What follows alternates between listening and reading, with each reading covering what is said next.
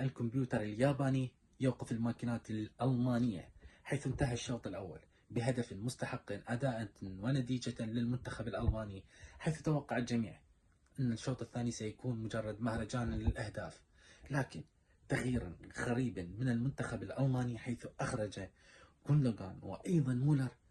صراحة انتهى المنتخب الألماني حينها، ضاع الوسط الألماني وضاع بناء الهجمات للمنتخب الألماني.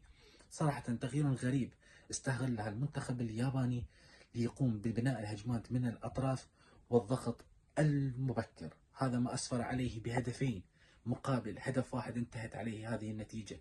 وما أشبه البارحة باليوم، حيث البارحة المنتخب السعودي واليوم المنتخب الياباني، ليكون منتخبات آسيا رقما صعبا في هذه المونديال.